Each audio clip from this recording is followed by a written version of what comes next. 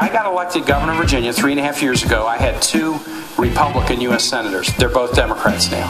I had an 8-3 Republican congressional delegation. It's 6-5 Democratic now. I had 2 state houses that were 60% Republican. We've taken the state Senate back, and we're on the verge of taking the state House back. And we hadn't got electoral votes for a Democratic candidate in Virginia since LBJ won in '64. We put 13 votes behind Barack Obama. We have changed Virginia's politics. When the president asked me to do this job, to be chairman of the DNC, I'm in my last year as governor. You know, 1 job like this is too much. 2 jobs is driving me nuts. My wife Ann is being a great supporter and all in this, but as he asked me to do it, and I wrestled with what I wanted to do, I said, we're not going to stand still. We're going to win in states we haven't been winning, and I made my list of 5. The next 5 states we're going to win, and Texas was right at the top of the list. And it was at the top of the list because I love you, baby. Ooh, and I love you, baby.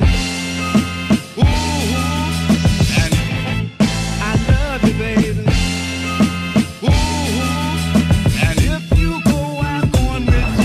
Well, yeah, the outside perspective on Texas, from my encounters, going around different coastal areas and so forth here in the States, and everyone thinks, we ride a cow, or or we get on a horse, and that's how we mosey around town and stuff, and that's just not the way it is now. There might be some areas in Texas where that's still occurring, but Texas has always been a politicized area. The message for young people in Texas is, get out there, volunteer, and vote. They will make a huge difference. The young people made a difference this last time around, and I think it has continued to catch hold. It's the best of time, frankly, to be a Democrat in Texas. As you may know, self-identified Democrats outnumber the Republicans in Texas, and that is wonderful polling data, very current, August of 2009. And I believe that young people compose a huge part of that. We can't turn the stigma of this being bush country around externally until we change it internally.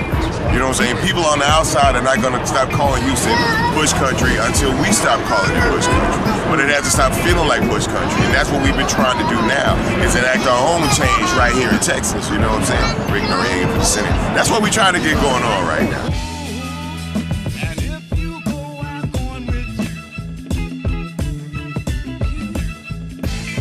I can see the same dynamics in play in Texas as we saw in Virginia. We were a Democratic state. We kind of went into the tank.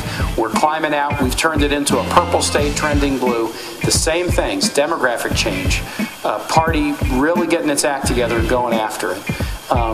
The opportunities that President Obama's campaign and presidency have to energize more voters. I can see all those things in play here in Texas.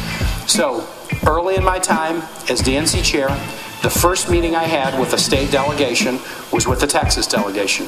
Alexa and Naomi and Kirk and Congressman Edwards brought a whole group of Texans to the DNC in March. We sat down. I've been in office 5 or 6 weeks, and we talked about the 2010 races, your Super Bowl here in 2010.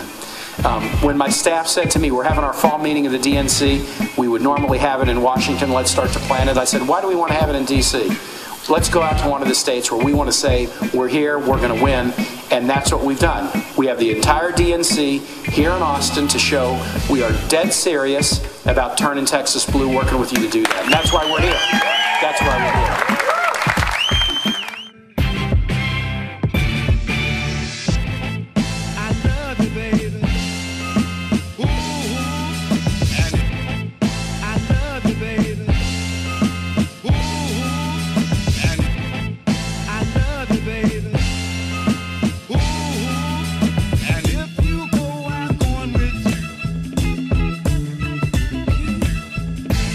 See, I think, some turnover in state parties because grassroots activists are now going to play a much bigger role in state parties than they have.